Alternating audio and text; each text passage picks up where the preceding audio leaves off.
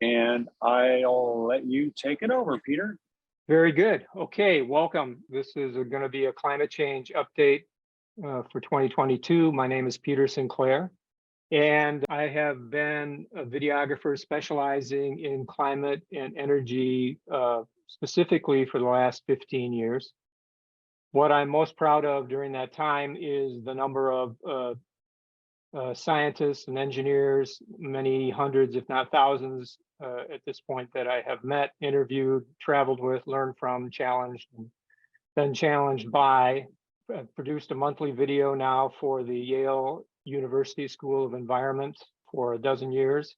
And that's been a big part of the work that I've been doing. What I'm maybe most proud of is that the many scientists that I have worked with have been pleased enough with my commitment to accuracy to, over time, begin to invite me out with them into the field to some of the interesting and sometimes extreme places that they go. This was about 10 years ago in the Northern Cascades on Eastern Glacier. 2013 was the first time I got invited to go up to the Arctic by the gentleman in the center there, Dr. Jason Box, eminent glaciologist with the Danish Geological Survey. We have since returned a number of times. The last few times I've been operating more or less on my own, but usually joining up with science teams on and around the Greenland ice sheet. And that's been an enormous opportunity and a learning experience for me. And it's led me to amazing contacts and some of the really, truly great experts on all things related to climate. This is a NASA satellite photo of our camp on the ice sheet in 2014.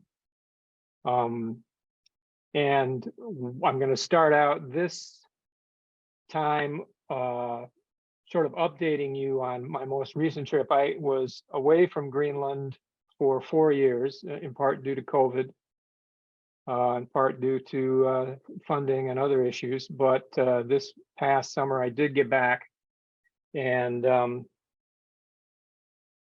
basically in the early spring or the winter, I sent out a email to a number of scientists that I knew that worked in the area just to see if there was anybody that had a project going that I could tag along with.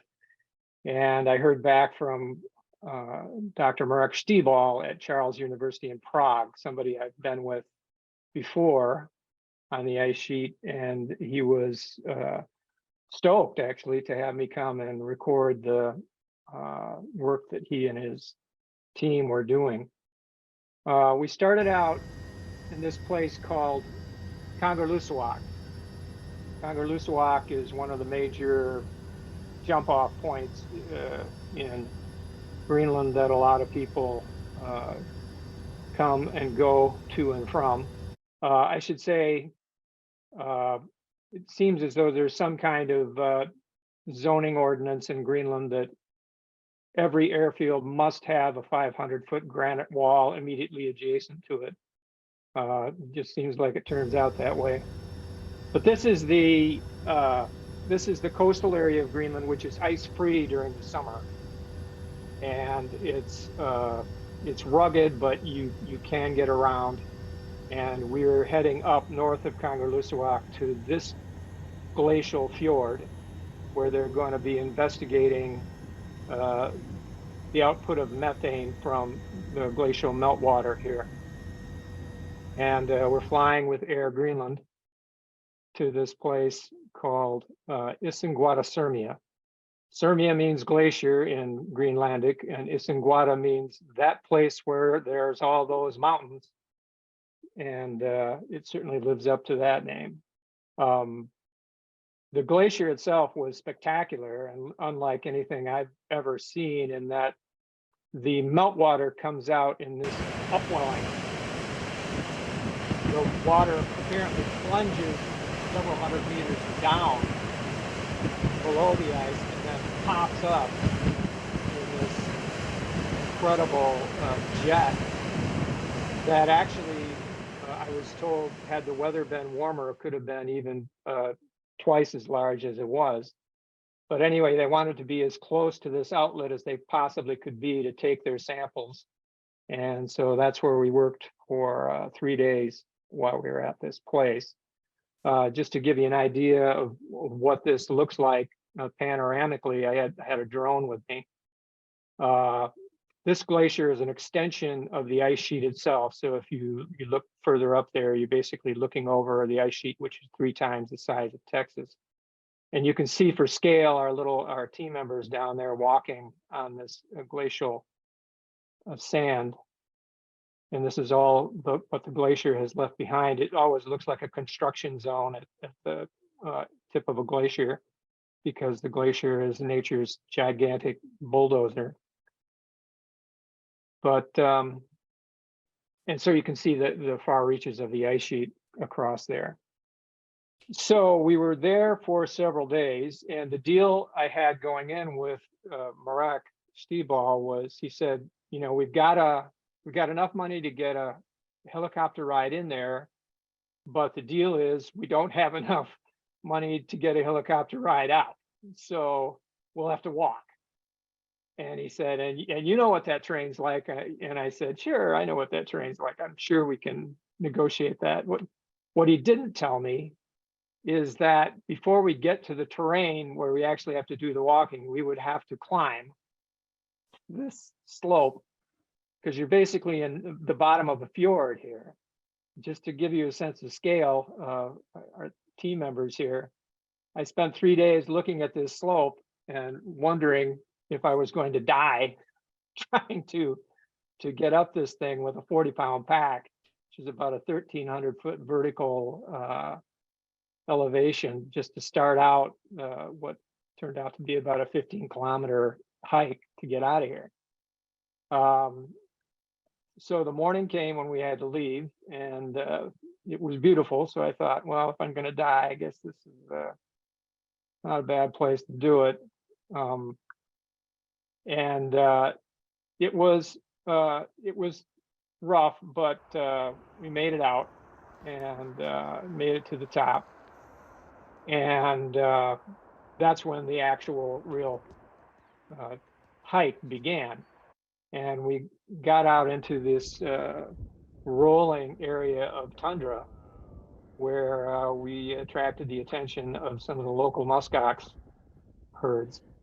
They call these muskox, but they're actually more like mountain goats, really hairy mountain goats. They have a kind of a prehistoric look to them.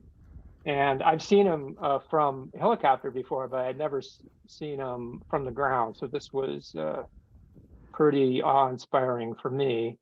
And they kind of just were shadowing us all the way along, or most of the way along our hike. And I found that to be pretty interesting. And finally, they lost interest or got spooked and took off.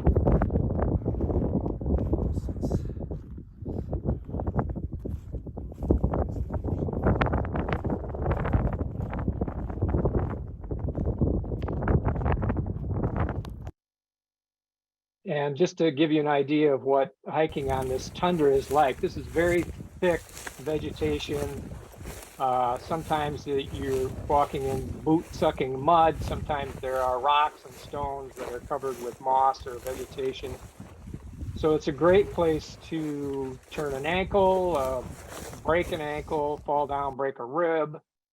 And you really have to pay attention when you're walking on tundra. And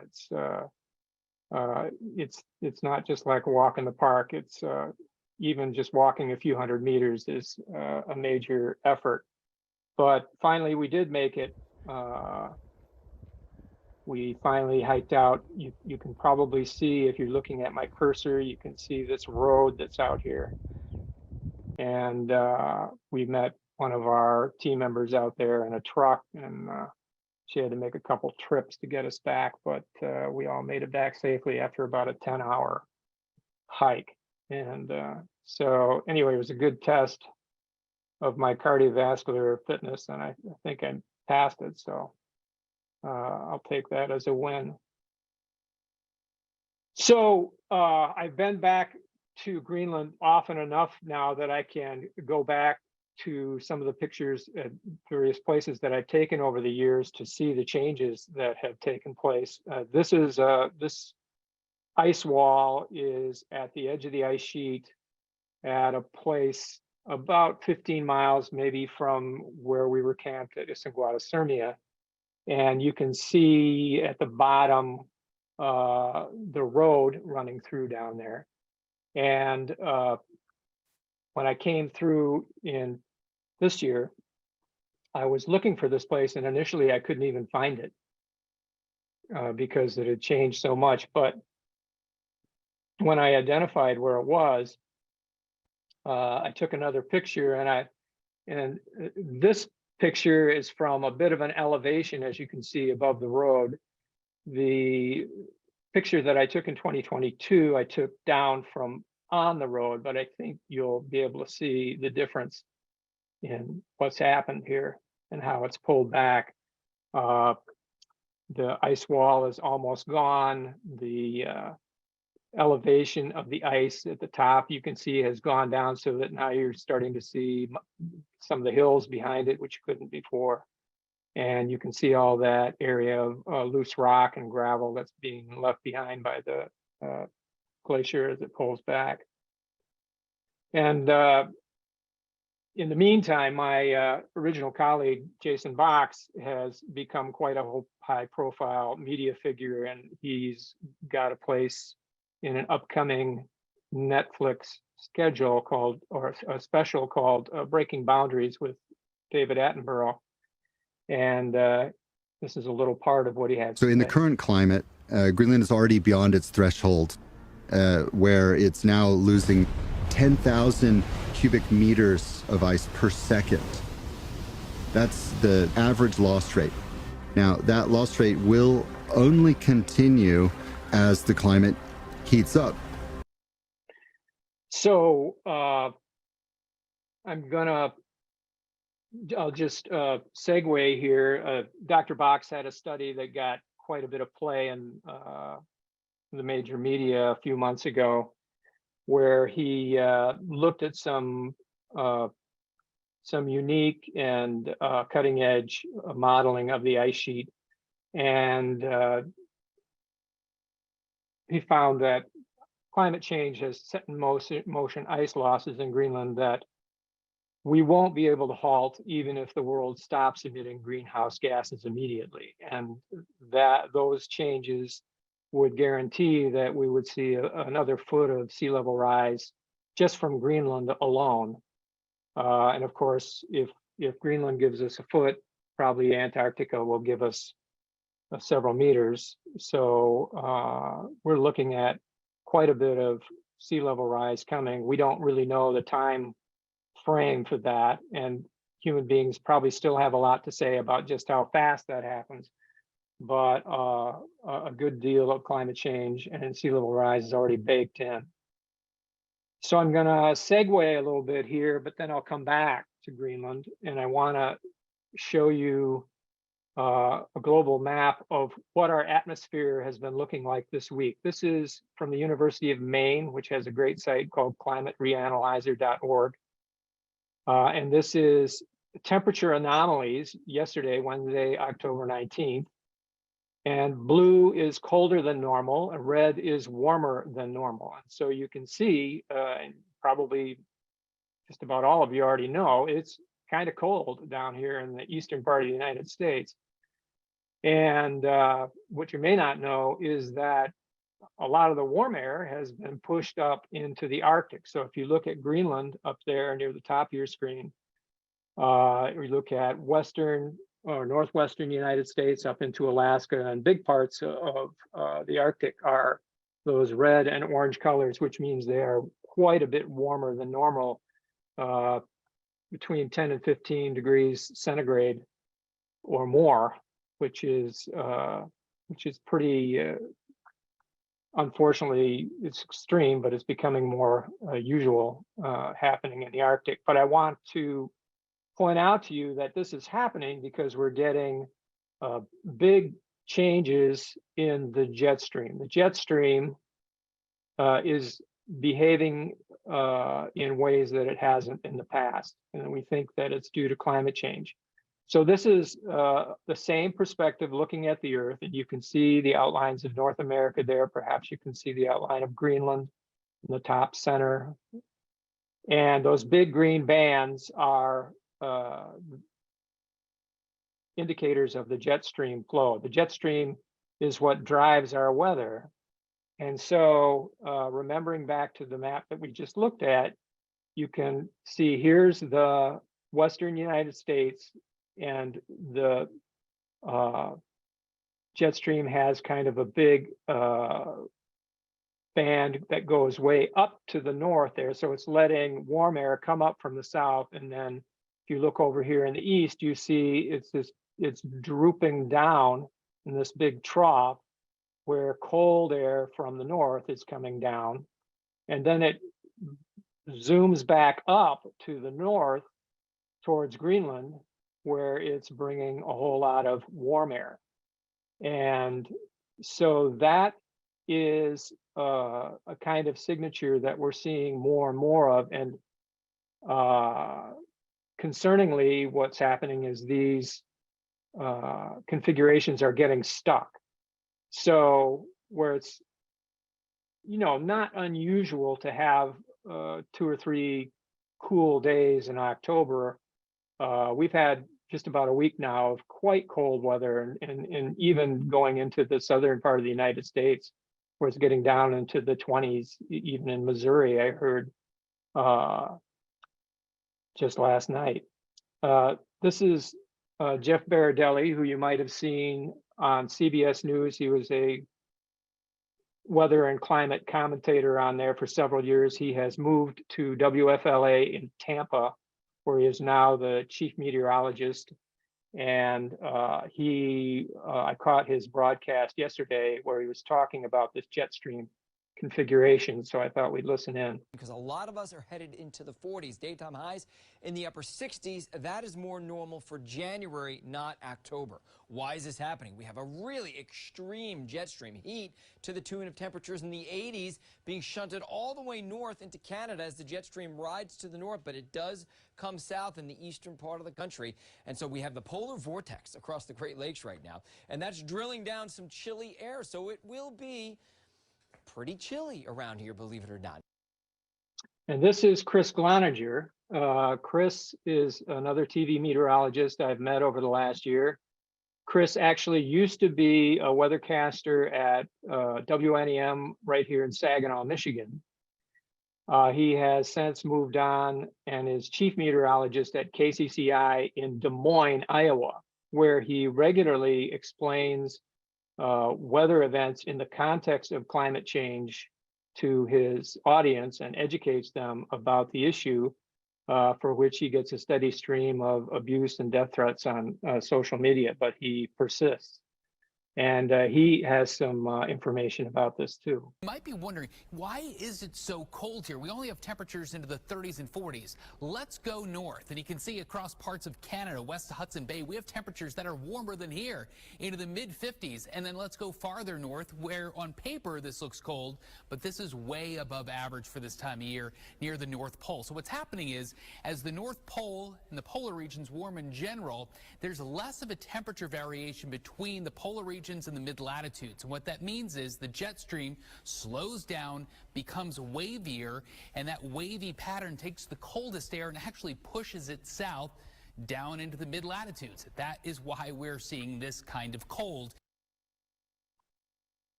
So, okay, hold that thought. Wavy jet stream. Now I want to take you back to September, and perhaps you remember Hurricane Fiona.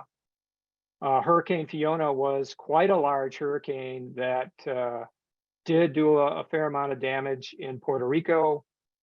People breathed a sigh of relief that it did not track across the mainland of the United States, but it tracked up north into the Atlantic, across Bermuda, and then some abnormally warm water in the North Atlantic kept it a very powerful storm to where it slammed into Canada, Nova Scotia, as a record-breaking powerful storm in that area. And I asked one of my best friends in the science community, Jennifer Francis, who's at the Woodwell Climate Center on Cape Cod, to tell me a little bit about what made that hurricane stay so strong while moving so far to the north. One of the interesting stories with Fiona and Merbach as well, which was the big storm that hit Western Alaska last week. Those both were tropical systems. Fiona still is, but it's transitioning now. Both of those storms went over an area of ocean that was much warmer than normal. Even you could even call it an ocean heat wave that they both went over. And so right now we're seeing Fiona be a Cat 4 hurricane, and it's one of the northernmost Category 4 hurricanes that's ever formed or ever existed in the Atlantic.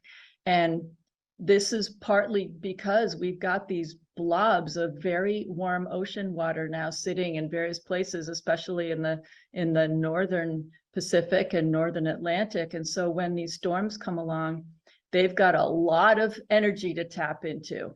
And moisture is a big part of that. So those big warm areas of ocean water evaporate a lot of extra water into the atmosphere, and the storms just feed on that like, you know, anything feeds on fuel. So it enabled both of those storms to be extraordinarily potent even after they transition into non-tropical storms. So I'm going to drill down on that a little bit. This is an animation of Fiona, and I want to show you because the circled area that you see there is the storm Fiona. You can see to the left of the globe there the green outlines of the United States and Canada. To the top of the globe, you can see the green outline of Greenland. And that big, bright, colorful band is the jet stream. And Fiona is riding on the jet stream. It's interacting with the jet stream. And you can see it go up here. And I'm going to break it down for you. So this is Fiona. It's moving up, it's moving, the jet stream is kind of steering it. But also you can see that, remember, this is spinning counterclockwise. So as it spins, it's pulling air up across that warm ocean water and spewing it up north, right in the direction of Greenland. So you can see as it tracks north, it's interacting with the jet stream to sort of make a double strong jet of warm, moist air track right up there onto the Greenland ice sheet and even way deep into the interior. I'll show you again. Here it comes, it's spinning, it's pushing that air up onto the Greenland ice sheet. And just, I'll run it a few more times just so you can set that in your mind. So we've got a storm pumped by abnormally warm ocean water interacting with a jet stream that is affected by climate change and an unusual configuration. And between the two of them, they are interacting in such a way as to push a large volume, what meteorologists call an atmospheric river of warm, moist air up onto the Greenland ice sheet. And that translates into a very large rain event, which is unusual on the ice sheet certainly in September. And water, liquid water at any temperature cuts ice just like a blowtorch. So that led to a very large melt event. And this is a different way of looking at the same phenomenon. Here's Fiona, just a second, we'll see, there you go. See the little circle of Fiona coming down or coming up from the bottom. And the colors we're looking at here are indicating temperatures. So red is warmer than normal and blue is colder than normal temperatures. And you see Fiona drawing that warm air up and pushing it up onto the ice sheet where it goes deep into the interior, carrying a lot of moisture as rain. And I'll just run this for you so you can watch that and get that in your mind. So this is an example of an emergent behavior in the climate system where several of the changes that are happening in the atmosphere due to climate warming are interacting in such a way as to kind of like a vicious cycle. They're strengthening each other and creating an event that probably is not well accounted for in the climate models that scientists are using to predict what's going to happen to the Greenland ice sheet. So it's definitely putting an extra stress on that ice sheet that maybe we hadn't thought of even just till the last few years. So that's the kind of concern that scientists, that's what gives scientists the concern that some of these processes could move faster and are moving faster than what we would have imagined just a few years ago. And going back to that map, looking at that cold area, the blue cold area in the eastern United States, and then look at the red warm area in the western United States, and remember why that's happening, that western and northwestern part of North America is not just warm, it is also dry. And so I took a look at the National Oceanographic and Atmospheric Administration's drought monitor. This is today. This is the most recent drought map of the United States. And you can see all those red and dark red areas. And you can see the little legend on the right side here. California, of course, Utah, Nevada have been quite dry for some time. What's interesting is the central portion of the United States, really the breadbasket of the United States, is very, very dry. Kansas has a greater percentage of exceptional drought than California at this point. And in fact, I was down in Missouri about 2 weeks ago and did a little bit of driving around, and every riverbed that I saw was you could see the river bottom. You could basically walk across. And as a matter of fact, this is the Mississippi River this week near Tiptonville, Tennessee.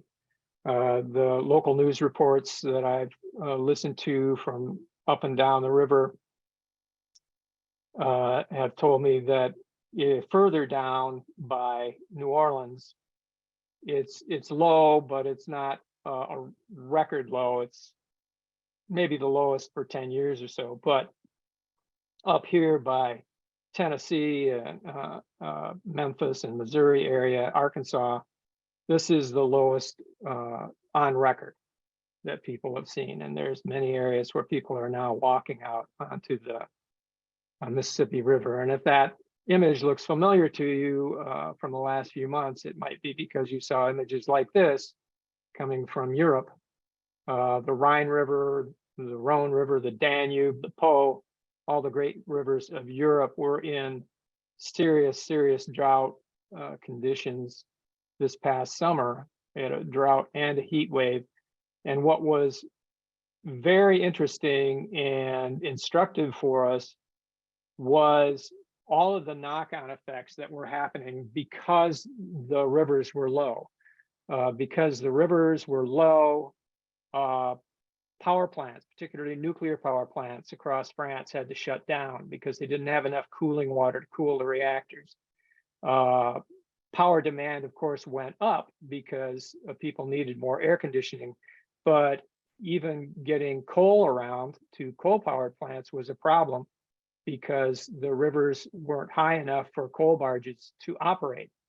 So, and in the meantime, you had a wartime situation ongoing where there was additional pressure coming from Russia and shutting off gas.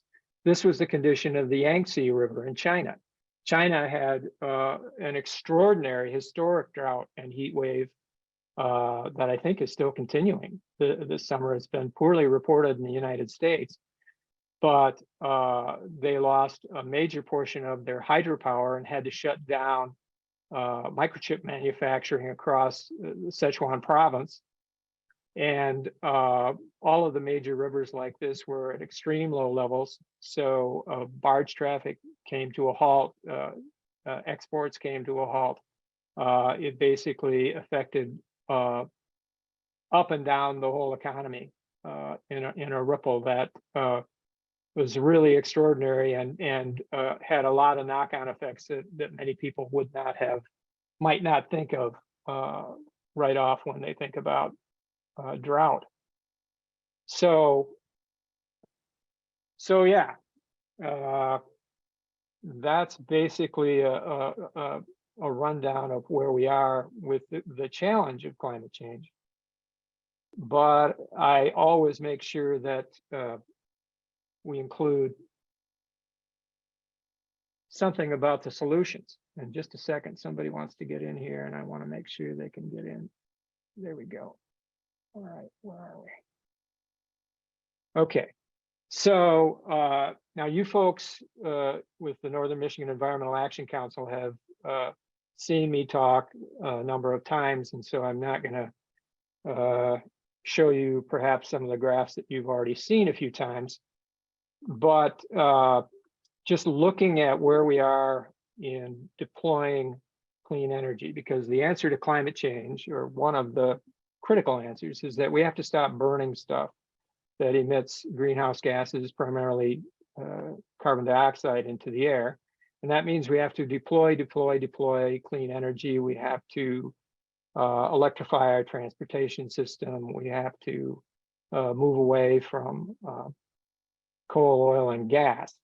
And we've seen some big progress in that. And in part, we're seeing progress because the disadvantages of being reliant on fossil fuels are coming into very sharp relief, especially with the crisis ongoing in Europe, because Russia has decided that it's going to use its fossil fuel supply as a weapon against democracy globally. And so what we're seeing is across Europe and even here in the United States, utility customers are going to see some of their largest bills in years, according to the Wall Street Journal, as natural gas prices continue to climb. And that is, in the United States, they've more than doubled because the global supply shortage has been made worse by the war in Ukraine. In Europe, they've much more than doubled.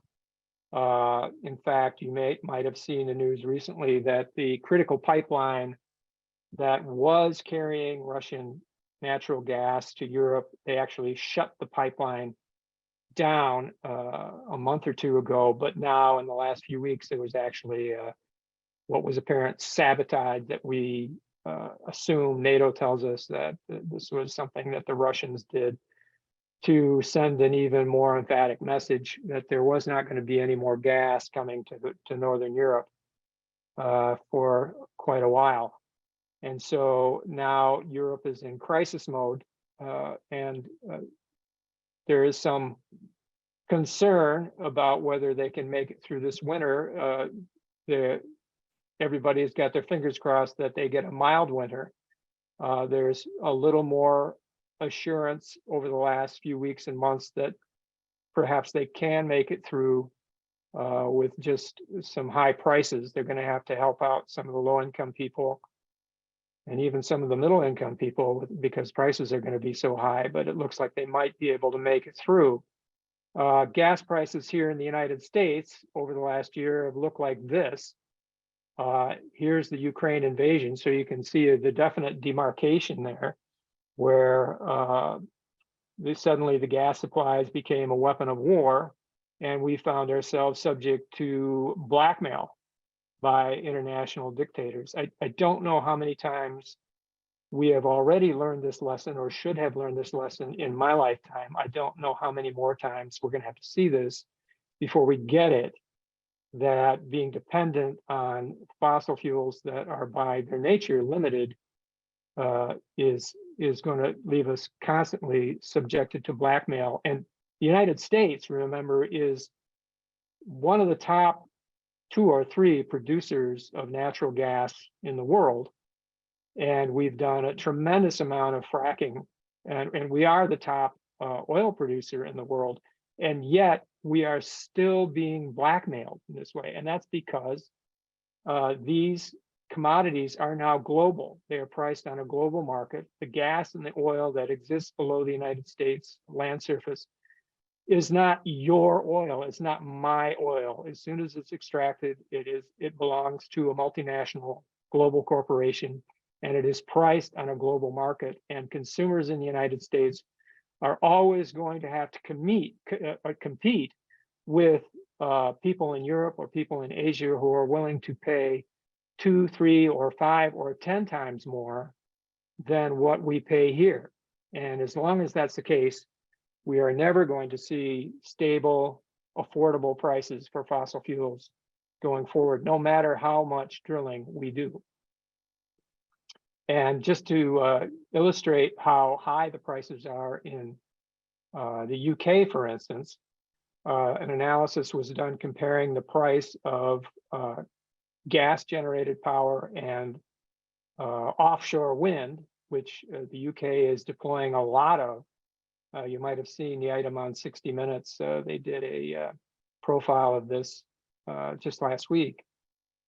But the current price for offshore wind, which has come down quite a bit just in the last 3 or 5 years, is now 9 times cheaper than the price of gas. It's going for 48 pounds sterling a megawatt hour, and that's compared to 446 pounds sterling a megawatt hour for a gas-fired power station. So an enormous difference there. So every watt of power we can get out of solar or wind generation, especially in Europe, is absolutely critical, not just for energy prices, but for national security and national survival. So this is rocket fuel for the energy transition, which is already underway in Europe, and should be a clear signal to us here in the United States as well. In fact, we got some really interesting information in a study out of Texas that came through just this past week. This is a study done by my friend Josh Rhodes and a number of other scientists from University of Texas, who found that solar and wind energy has saved Texas customers more than $7 billion just in 2022. And going back over a dozen years or so, Texas consumers saved almost $28 billion from the grid's adoption of solar and wind energy resources. So really good news there. And hopefully we'll take that to heart. Another very, very interesting piece of news is how much water withdrawal was avoided in Texas because of the use of renewables. Something like, if there had not been any renewables on the ERCOT, that's the Texas grid, power plants would have withdrawn between approximately 8.6 trillion gallons of water total from 2010 to August 2022. So a huge amount of water, and this is something that a lot of people don't appreciate, is that something like 40% of all surface water withdrawals in the United States, I'll say that again, 40%, almost half of all surface water withdrawals in the United States go to cool thermal power plants, gas, coal, and nuclear. And so at a time where the Mississippi River is running dry, and obviously anytime in places like Texas, if you can save water on energy production, that's critical. And solar and wind energy use very little water, almost no water. Solar Power World made the point that solar panel production is starting to enter a manufacturing renaissance in the United States. A lot of people have been dismayed about how much solar panel production has been offshored to China. But the beauty of the legislation that has been recently passed, the Inflation Reduction Act, is that it has a lot of money for renewable energy that is configured in such a way that manufacturing is going to be onshored, brought back to the United States in the form of solar panels, of course, but the raw materials for solar panels, of which we have a huge input here in Michigan. Hemlock Semiconductor is the largest producer of the polycrystalline silicon in the United States. And we're also seeing electric vehicle production and electric vehicle battery production across the United States, so much so that this area that we used to think of as the Rust Belt is now being hyped as the battery belt. So we're seeing, just in the last few weeks, we saw announcements for billions of dollars of new battery production facilities here in Michigan, across Ohio, the upper Midwest into New York State. And these will be tens of thousands of jobs that will be high-paying professional jobs and careers for an awful lot of people. Now, you may have heard that this is a bad thing, that moving towards electrifying our transportation is just going to lead to more and more need for extracting all kinds of critical minerals, and that the environmental impacts of moving to a clean energy economy will be just as bad as the impacts from a fossil fuel economy.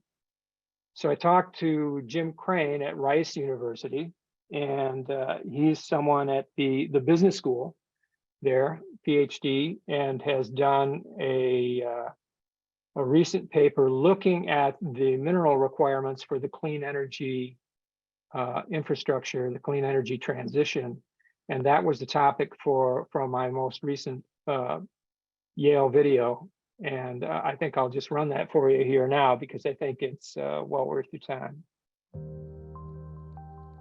There's this kind of misconception, I think, in the public dialogue about the energy transition and the amount of materials that are needed to swap out our fossil fuel consuming technology and infrastructure for renewables.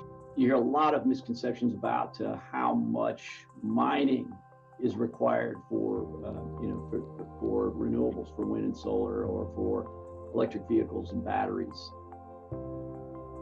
Going to be a huge decrease in overall mining. I mean, just because there's so much mining already in our energy system, because we burn fuel. I mean, we mined 8 billion tons of coal in 2020, and we mined 8 billion tons of coal again in 2021, right? One substance as important to a clean energy economy as coal is to traditional energy is lithium. The lightweight metal that fuels lithium-ion batteries, which make electric cars run, and also power everything from our cell phones to power tools. Lithium demand is now so great, it's earned the nickname white gold. In 2020, when the world mined 8 billion tons of coal, it also produced more than 80,000 tons of lithium. This means the world extracted 100,000 times more coal than lithium. So mining impacts so far are tiny compared to fossil fuels. But in the future, they will grow. In North America, a promising technology holds hope for future resources in a neglected part of the Southwest Desert known as the Salton Sea. Underneath the Salton Sea is one of the largest lithium deposits in the world, and this part of California is being dubbed Lithium Valley. The California Energy Commission estimates the Salton Sea could produce 600,000 tons of it a year. That's far more than current world demand. The Salton Sea is estimated to contain enough lithium to meet all of the United States' projected future demand, and 40% of the entire world's demand. The unique geology of the region has created a geothermal resource area that covers more than 10,000 acres. There are 11 operating power plants at the Salton Sea, 10 owned by Berkshire Hathaway and 1 by Energy Source.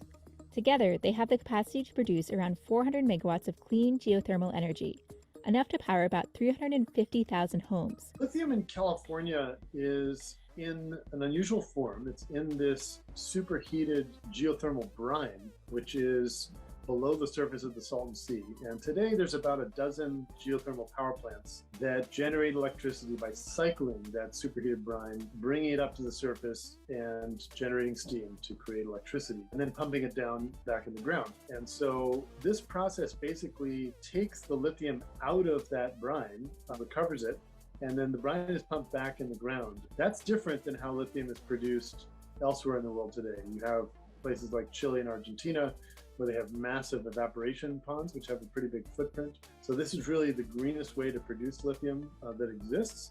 Right now, we are already pumping 50,000 gallons of brine per minute across all of our 10 geothermal facilities. And we're using the steam from that brine to generate clean energy. And so we're really halfway there in that we've got the lithium right here. It will be much, much smaller and less impactful than any of the current ways of producing lithium. This is not mining. This is lithium that exists in a fluid, in this superheated, very mineral-rich brine, which today is being cycled through these geothermal power plants. So it's a closed-loop process and very, very low impact. These new companies expect that low operating costs will help to balance out the high upfront cost of their joint geothermal lithium plants. Plus, all 3 companies will receive additional revenue from the geothermal energy that they produce. Then the rest of the supply chain, hopefully in the coming years, will also be developed in the US so that we're able to go straight from lithium and other minerals in the ground to batteries that we're using to run our infrastructure. We looked at just the Texas electricity market and the amount of materials that would be saved with a 1 gigawatt hour replacement of coal-fired power with wind power just in Texas. And so, we in this one we included steel for the wind turbines, and we also included waste, so overburden and waste from refining and smelting of raw ores into finished metals.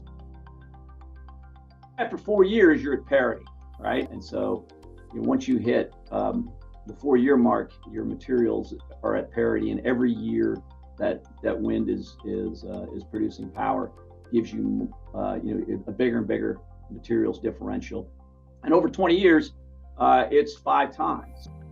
The same amount of mining would get you 5 times as much power if you did the mining for wind rather than coal.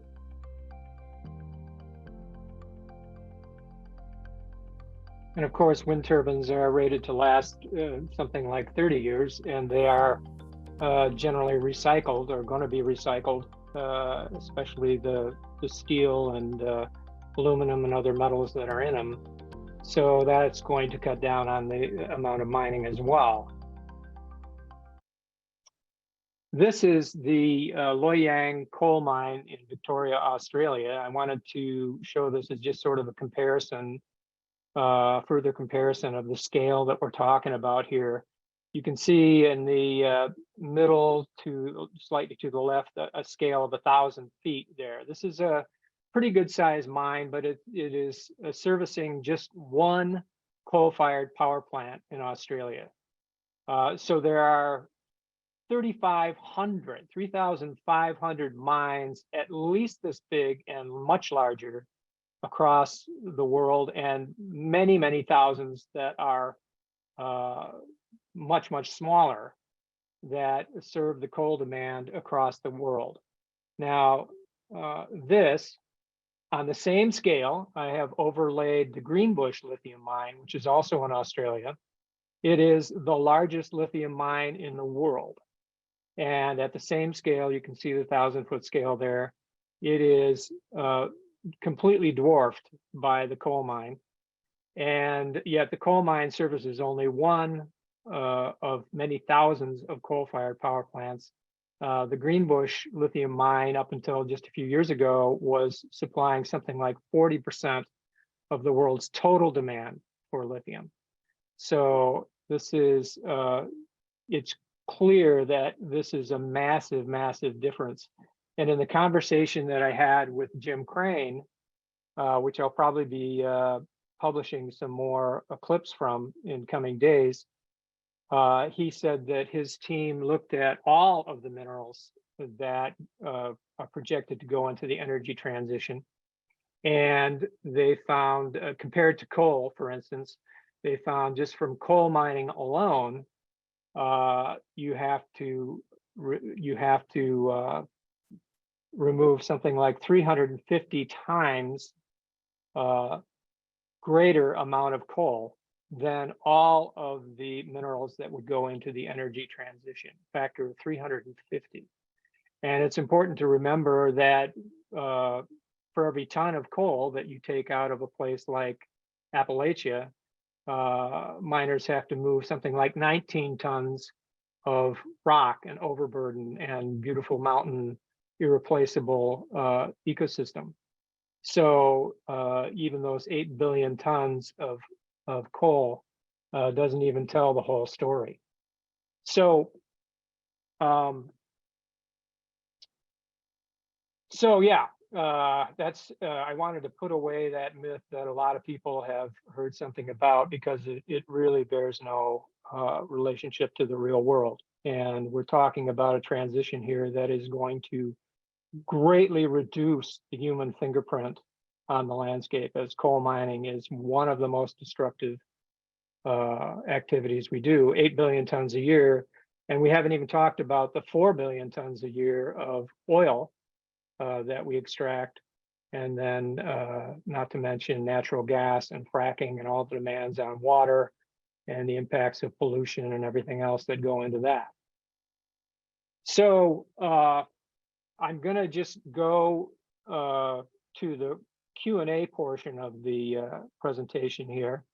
If you want to get more information on this, you can follow me at Peter W. Sinclair on Twitter. You can also go to two websites that I've set up, wind101.info and sun101.org. These are informational sites that I have put together to push back against the disinformation. And it is a torrent of disinformation that is now being spread against the clean energy transition, because the fossil fuel companies know that they're losing the battle in their effort to have people deny the reality of climate change. And they've moved on to try to stop the deployment or slow down the deployment of clean energy.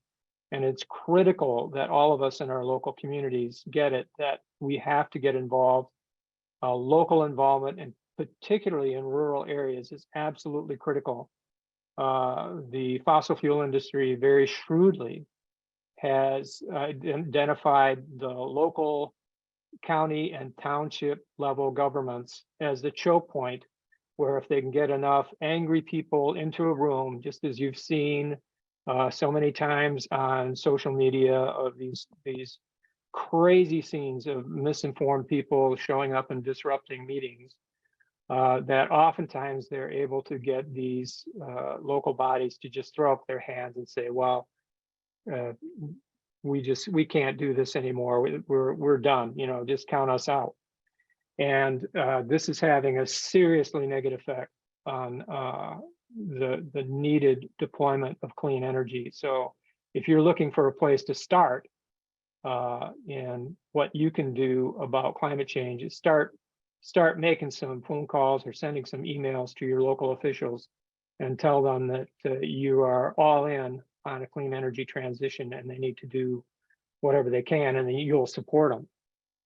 So with that, I'd like to open it up to Q&A. There's a lot more material that I could still share if we get the depending on the questions that are asked. So I think what I'll do is what I would suggest that. is down in your bar, there's a way to raise your hand if you have a question. And then Peter, I can no longer see them since I'm in the car now, but if you raise your hand, if you have a question, Peter, you can go ahead and call on somebody, and then you can unmute yourself and ask your question.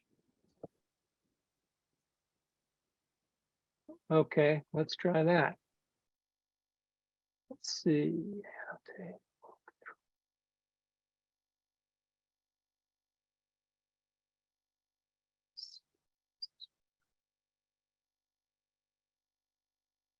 Okay, I'm looking for raised hands. It might be helpful, Peter, if you stop sharing your screen. I think you might be able to see a little bit better. Okay. All right. I'm going to stop the share. Let me see. Is that going to be under reactions, or where's that going to be, Phil? There should be down at the bottom a little like a hand that you can raise. It might be under reactions. Yeah, it might be there. Yeah, let me see. But if you go to gallery view, Peter, of your view, you can see everybody's faces, and then if they raise their hand. Right. Yep. Yeah, well, you can turn on your camera and raise your hand. That'll work. Under Any reactions, questions? if you hit reactions, there's a bar that says raise hand. Yeah, down at the bottom.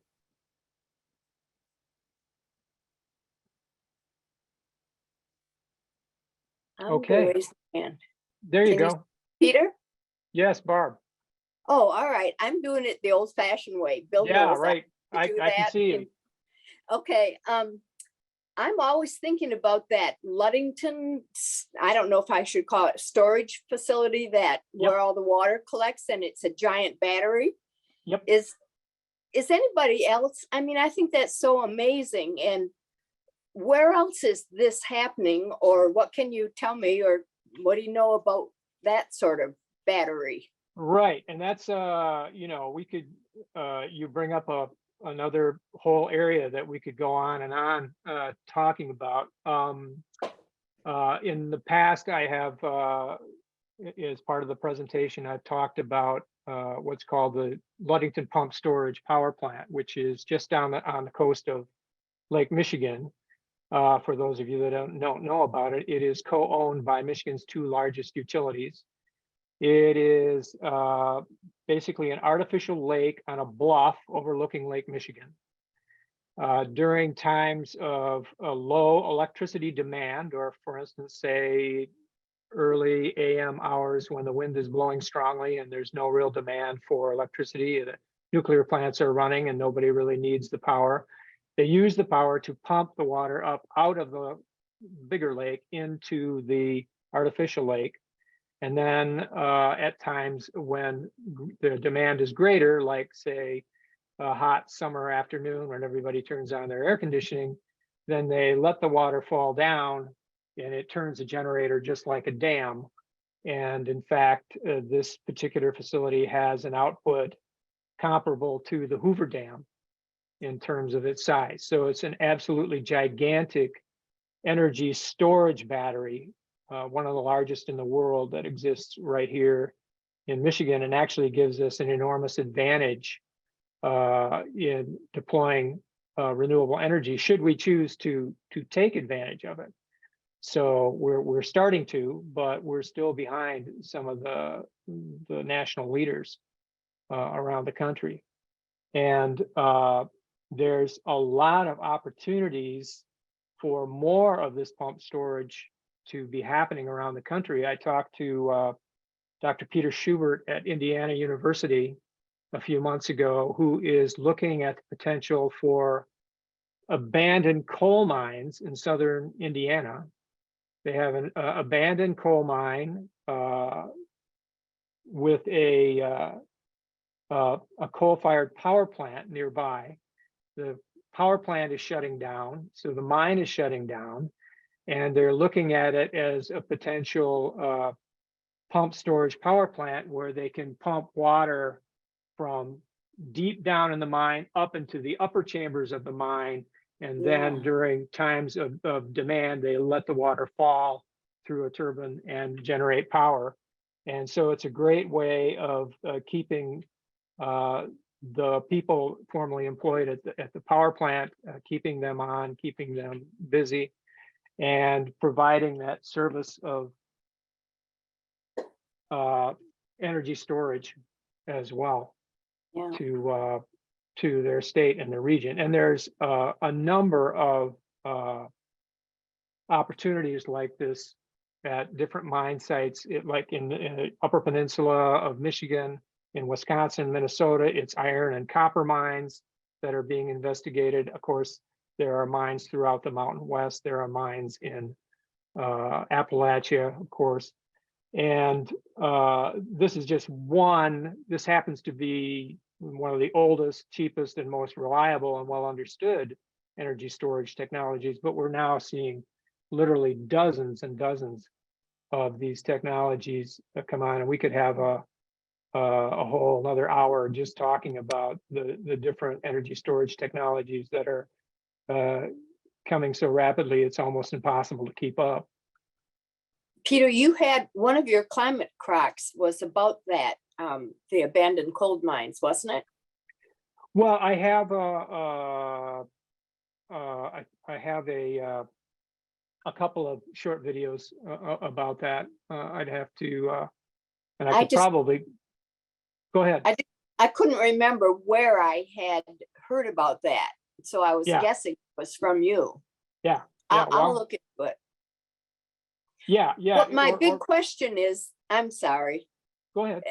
Are other places in the world, I mean, these, geological or abandoned mine formations must be all over the world. Is anybody else doing this, or is anybody way ahead of us with it? Yeah, well, there are pump storage plants all over the world. A university team in Australia actually used some satellite technology to look at potential sites around the world. And there are literally hundreds of thousands of potential sites for this kind of storage, many of which you probably wouldn't use for, ecological reasons or, a variety of reasons. But there's no shortage of pump storage sites. But like I say, the potential for energy storage going forward is absolutely mind-boggling. And just to give one huge example, electric vehicles. Within 5 or 10 years, there are going to be at least hundreds of thousands, if not millions, of electric vehicles, all with very large battery packs. And now the big car manufacturers like General Motors and Ford are specifically configuring their vehicles to be able to do what they call bi-directional charging, which means your car might sit in your garage charging overnight, say, but while it's sitting there, if there is a need for power on the grid, you have an arrangement with the utility and with the manufacturer that you can share electricity onto the grid, for which you will be compensated either by a credit on your bill or by an actual cash payment. And the potential exists for any one of these vehicles, like one of the new Ford F-150 trucks, has enough battery capacity that it could run the average household for several days. Ford says 3 days. So if you think in terms of millions of vehicles like that, where the utility could tap even a small piece of that available energy, and then tap it from millions of vehicles sequentially, without really using too much power from anybody's individual vehicle, you could have enormous resources available for the grid. And in fact, this is happening now in California. California had, as you may recall, a very close brush with some brownouts and blackouts in August and September when they had an unprecedented heat wave. They needed all the power they could get, and the Pacific Gas and Electric was working with Tesla and a group of Tesla owners, some several hundred or 1,000 group of Tesla owners, who made their batteries available in what they call a virtual power plant arrangement. And they actually were able to generate something like 50 megawatts of power during some of the peak demand times there. And similar experiments are being conducted in other places around the country, like I think Vermont is one place that is working on that. And I know that they're working pretty hard on that in places like Austin, Texas. So again, that's just one of dozens, if not hundreds, of extremely interesting, extremely viable storage ideas that are going to make the grid more flexible, more resilient than it has been in the past, and it's going to lead to better economics for energy and better national security, because we're not only in an era of cyber war and cyber hacking and cyber sabotage, but also increased extreme weather events, which are going to be putting more and more pressure on the grid going forward, and we're going to need to have solutions like this. Thank you. You bet. Anybody else?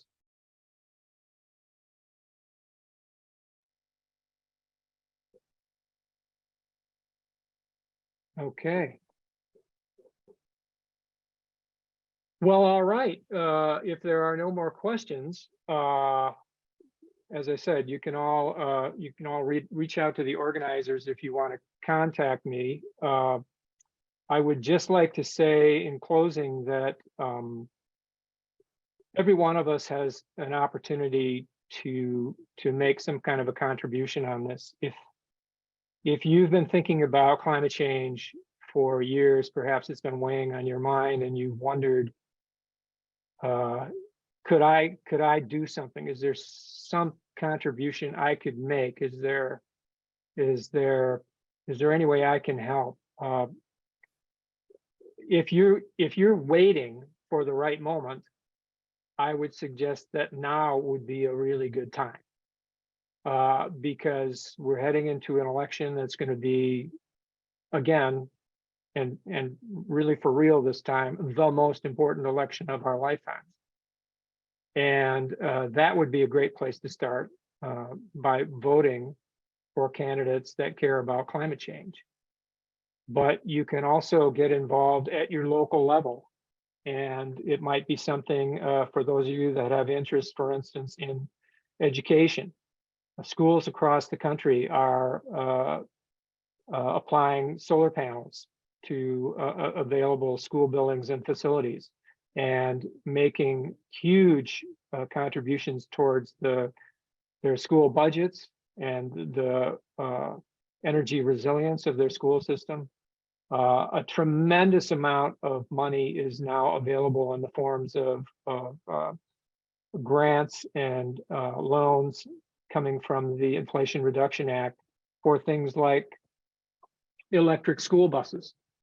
All across the country, there are grants available, and communities are taking advantage of them to get electric school buses. If you think about a school bus, it's something that runs a couple times a day. It's sitting in the garage the rest of the time. It is an ideal, huge battery storage depot that would be available to make any city's critical infrastructure into a resilient microgrid, just being able to power off of the electricity stored in those school buses during times of need.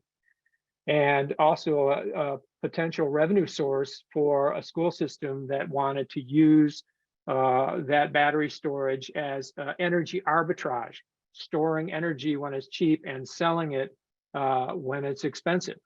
And across the country, there are organizations, companies, and individuals that are doing this because the software is making it possible, particularly the Tesla software, but the other manufacturers are catching up.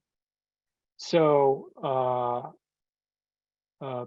going to your local city council, township council, county commission, telling them that you're concerned about climate change, you're concerned about adaptation to the climate change we know is coming, and about mitigating further climate change beyond what we already have, and getting your city to think about making commitments to 100% renewable energy. But also, if you live in a rural area or you know anyone that lives in a rural area, get out to your township meeting, talk to your township board, let them know that you're in favor of renewable energy, solar and wind, that you support the farmers who want to diversify their income to have this generation capability on their land so that they can stay on their land and remain stewards of the land, and make these communities resistant to things like urban sprawl and blight, which is just absolutely taking over rural America. So it just goes on and on and on. And there's so many opportunities. If you need more ideas, definitely reach out to the organizers of this event and contact me, because I've got plenty of ideas for you. And another important thought. To get this done, we're going to have to reach across ideological boundaries. And I've been doing an awful lot of work across rural parts of Michigan and the upper Midwest, Iowa, Indiana, and working on behalf of clean energy with a whole range of people who probably don't agree with me on a whole range of things outside of clean energy. And I made a lot of good friends out there among people who certainly vote much differently than I do, but they appreciate that they're getting support to get wind turbines or solar panels for their community. They appreciate the benefits that come to the community from that. And we find that we can work together. So don't write off people just because they're not perceive them as not being members of your tribe, as it were. And even people who don't quite buy into the whole climate change thing, if they're not ready for that, there's a whole heck of a lot of people out there who are all for clean energy. They're not quite there yet on climate change, but it's fine. It's okay. I don't argue that. I don't make an issue of it.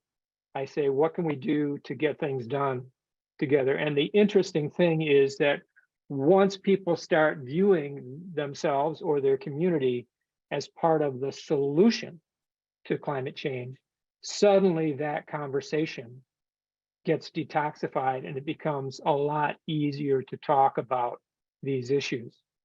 And so I would encourage you to find ways to reach out across boundaries and carry this clean energy message and let people know that you're ready and willing to join up and get behind this and push with anybody that's that wants to make it happen. So with that, I want to thank you all for coming. This is always a great event that NEMIAC puts on, and I look forward to perhaps seeing you again sometime. I will be doing an in-person presentation in Midland, Michigan at Blessed Sacrament Church a week from tonight at 7 o'clock. For those of you in the Saginaw Valley, I will be on Delta College Public TV on Tuesday, this coming Tuesday, the 25th at 8 p.m. For the public affairs show, the follow-up. And again, don't hesitate to reach out to me either online or through the organizers here. If there's anything I can do for you or anything in your community, I am more than happy to come and do whatever I can, whether it's make a presentation to your church group or your school, your service club, or maybe just your friends at your kitchen table. Don't hesitate to reach out. So thank you all for coming, and let's make it happen.